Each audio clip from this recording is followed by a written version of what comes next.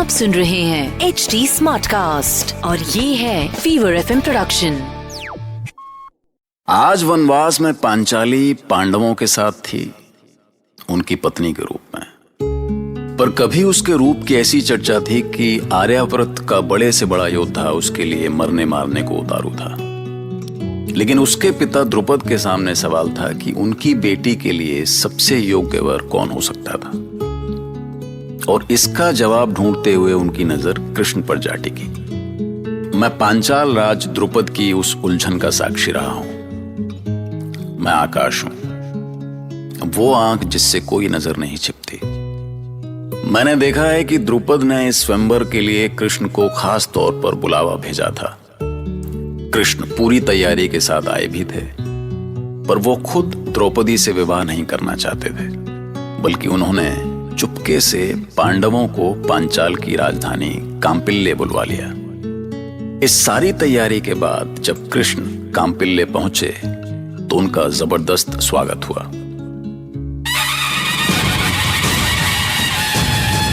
वासुदेव श्री कृष्ण की, वासुदेव श्री कृष्ण की। द्वारकाधीश, मैं पांचाल की इस कांपिल्य नगरी में आपका हृदय से स्वागत करता हूं। आपकी जय हो। मैं सौभाग्यशाली हूं पांचाल राज, जो मुझे आपके दर्शन हुए। मुझे आशीर्वाद दें। अरे अरे, चरणों में झुककर मुझे लज्जित न करें। आपका स्थान तो मेरे हृदय में है। वासुदेव श्री कृष्ण की, पांचाल नरेश द्रुपद की।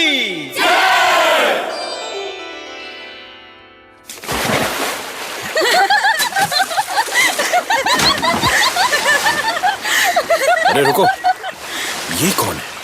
मुझे तो छद्म वेशधारी दिखते हैं। अवश्य ही ये हमारी जल क्रीड़ा में बाधा डालने आ रहे हैं। मुझे तो ऐसा नहीं लग रहा है महाराज। छोड़िए ना उन्हें, जाने दीजिए। अरे कैसे छोड़ दूं? मेरी दृष्टि से कोई बचकर नहीं जा सकता। ये चित्रसेन का प्रदेश है, जहाँ हर छल प्रकट हो जाता है। आप व्यर्थ संदेह कर रहे हैं महाराज। देखिए, उनके साथ एक स्त्री भी है। मेरी आशंका व्यर्थ नहीं है कन्याओं। देखो, उनके पास अस्त्र शस्त्र भी है। बड़े भैया, ये हमें ऐसे घूर घूर कर क्यों देख रहा है? देखने दो भीम, तुम उधर मत देखो, उसे जल क्रीड़ा करने दो। ठहरो। कौन हो तुम? मैं गंधर्वराज चित्रसेन हूँ। तुम बिना मेरी आज्ञा के मेरे राज्य में प्रवेश नहीं कर सकते। तू हमें रोकने वाला कौन होता है? जा, चुपचाप जल क्रीड़ा कर। तेरा ये दुस्साहस! सैनिकों, मैं इसे अभी मार डालूंगा भैया। तुम सबका काल आ गया है। तुम्हारा ये दुस्साहस अब भुगतो।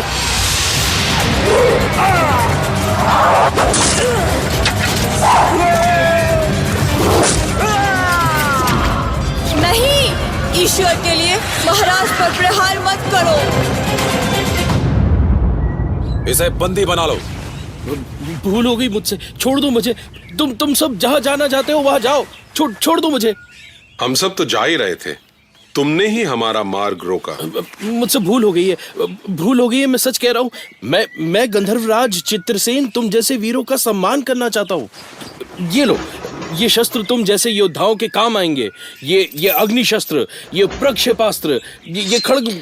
नहीं चित्रसेन, हमें इनकी कोई आवश्यकता नहीं है। मना ना करे माता, ये मेरी श्रद्धा है। मैं चाहता हूँ कि आप सब मेरा आतिथ्य ग्रहण करें। मैं ऐसे वीरों को गुरु धौम्य से मिलवाना चाहूंगा। ओम श्रीपते नमः स्वाहा। ओम भुवनपते नमः स्वाहा। ओम भूतानां पते नमः स्वाहा। धौम्य मुनि की भूमि पर आपका स्वागत है। आइए आइए माता। प्रणाम मुनिवर। आओ पांडुपुत्रों। आप हमें जानते हैं मुनिवर? हाँ धर्मराज, मुझे महर्षि व्यास का संकेत मिल चुका था कि आप धर्म की स्थापना के लिए संघर्ष कर रहे हैं, इसलिए मैं आपका राज्याभिषेक देखना चाहता हूँ। पर यह कैसे होगा मुनि श्रेष्ठ? अभी तो हम स्वयं छिपते फिर रहे हैं। मैं भविष्य देख सकता हूँ। ईश्वर ने आपके राज्याभिषेक का मार्ग प्रशस्त करना आरंभ कर दिया है। कांपिल्य के मार्ग पर आगे बढ़िए, पांचाल कुमारी के स्वयंवर में भी भाग लीजिए। धर्म की स्थापना का मार्ग कांपिल्य होकर ही निकलेगा। भविष्य में क्या होगा ये तो हमें ज्ञात नहीं है मुनिवर, पर मैं चाहता हूं कि आप हमारे पुरोहित बने और हमारा मार्गदर्शन करें। तो जब इधर पांडव पांचाली के स्वयंवर के लिए जा रहे थे तो दुर्योधन को तो उनके रास्ते में आना ही था, पर दुर्योधन की पत्नी भानुमति नहीं चाहती थी कि दुर्योधन पांचाली को पत्नी बना के हस्तिनापुर में लाए। काहे? अरे गजब कर रहे हो यार। अब भाई साहब, कौन औरत चाहेगी कि घर में सौतन आ जाए? हाँ, क्या कुरु कुमार दुर्योधन अब इतना दीन बन गया है कि वो अपनी पत्नी के इशारों पर नाचेगा? एक स्त्री के हाथों का खिलौना बन गया है क्या कुरुवंश का भविष्य? मेरा अपमान कर रहा है मामा। क्या मैंने आज तक कभी भी भानुमति की बातों में आकर कोई भी निर्णय लिया? तो जाओ, पांचाली के स्वयंवर में जाओ। तुम भरत वंश का शेर हो, गीदड़ नहीं भांजे। यदि पंचाल कुमारी तुम्हारा वरण करेगी तो तुम्हारा मान और शक्ति दोनों बढ़ेगा भांजे।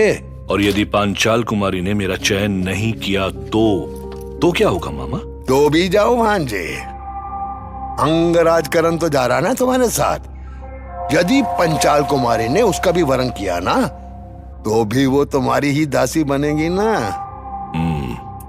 तो ठीक है मामा, उत्सव की तैयारियां कीजिए। अब दुर्योधन पांचाली को साथ लेकर ही हस्तिनापुर लौटेगा।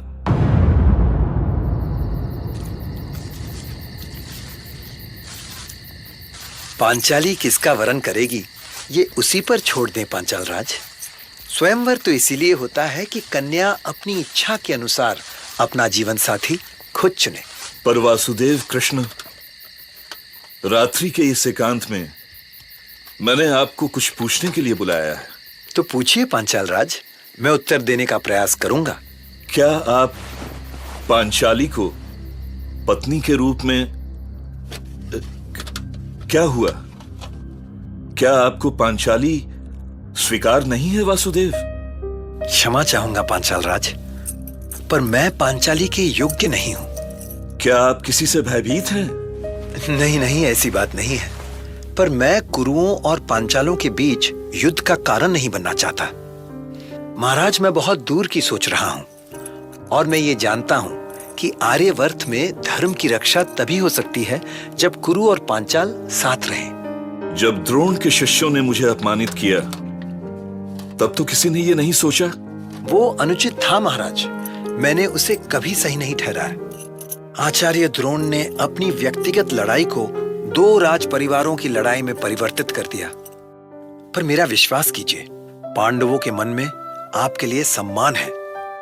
यदि आचार्य द्रोण ने उन्हें विवश नहीं किया होता तो वो ऐसा कभी नहीं करते।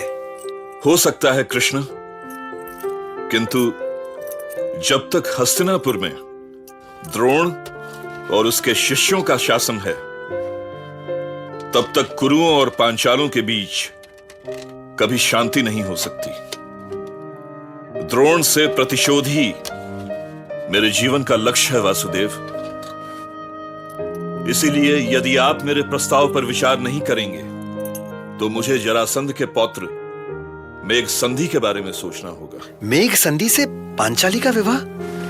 क्या वो आपकी पुत्री के योग्य है महाराज? पांचाली के लिए वही योग्य है जो मेरा प्रतिशोध ले सके, और पांचाली के जीवन का लक्ष्य भी यही है। आप चाहें तो उससे मिलकर उसकी भावना समझ सकते हैं।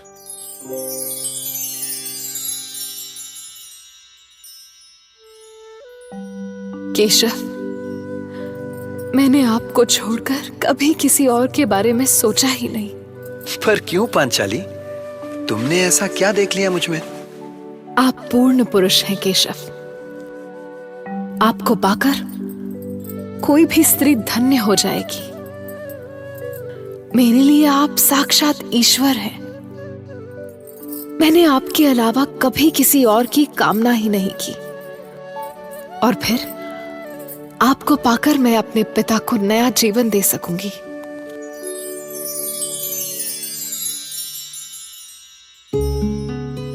द्रौपदी के मन में कृष्ण के अलावा कोई नहीं था। वो कृष्ण को सर्वशक्तिमान मानती थी, पर कृष्ण के मन में कुछ और ही था। वो द्रोण से युद्ध करके आर्यावर्त को लड़ाई का अखाड़ा नहीं बना सकते थे। इसीलिए वो द्रुपद की इस बदले की आग को किसी और दिशा में घुमाना चाहते थे। अरे बड़ी लंबी कैलकुलेशन करते थे भैया ये। हाँ, कौन? अरे कृष्ण अपना, केशव, माधव, गोविंद, जो कहें द्वारकाधीश। सुनते रहिए महाभारत।